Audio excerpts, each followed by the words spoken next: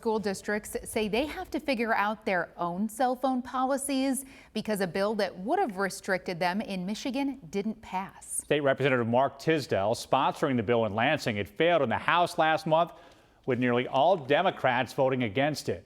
News Channel 3's Tiana Barnes speaking with students and staff at Paw Paw High School, the reaction to their own cell phone policy. Tiana.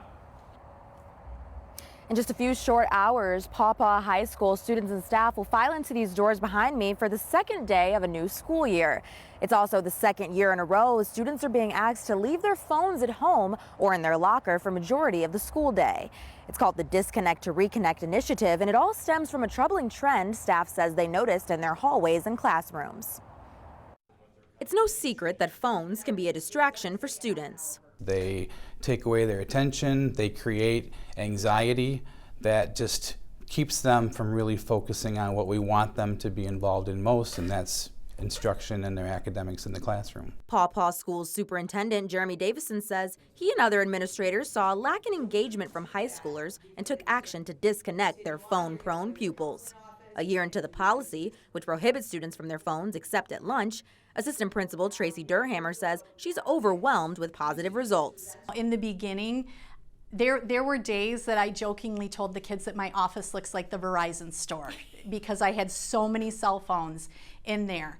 After just 2 months, staff celebrated a day without having to take any phones. When you set clear expectations for kids, kids will rise to those expectations. According to Durhammer, about a third of students had at least one cell phone violation, and only a third of them broke the rules a second time. And although phones are allowed at lunch, some students opt out. The administrators that supervise lunch, we looked around one day and we're like, do you realize that we see kids talking to each other?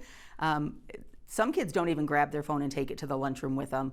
Senior Sophia Martinez says the new rules shed light on her own habits. I like how I'm not tempted to just check my phone when I get a notification, because before during class I would just be like look under the table or just be like, oh, and I can see myself focusing more now. All the way down, that's where the weight room is. Guiding freshman orientation, Martinez and Cassidy Durhammer lead by example, their own phones out of sight as they take new students on tours. It may seem like awkward or frustrating at first that there's this policy, but once you start doing it for a week or a day or a month, you kind of get used to that pattern of, I don't need my phone to have fun and interact and be fully in with my schoolwork. Principal Southworth says the decision wasn't just about discipline, but protecting classroom time. We only get them for 7 hours a day, which seems like a lot, but really it's not, so there's just so many dangers of having the cell phones that that we feel we've helped mitigate by taking them out of the classrooms.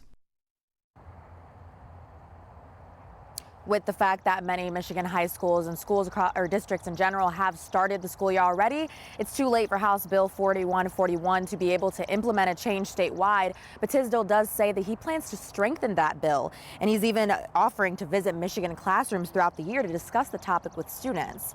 He also says he would love to debate a local lawmaker who voted against House Bill 4141 at a school assembly. Live in Paw Paw, I'm Tiana Barnes, News Channel 3.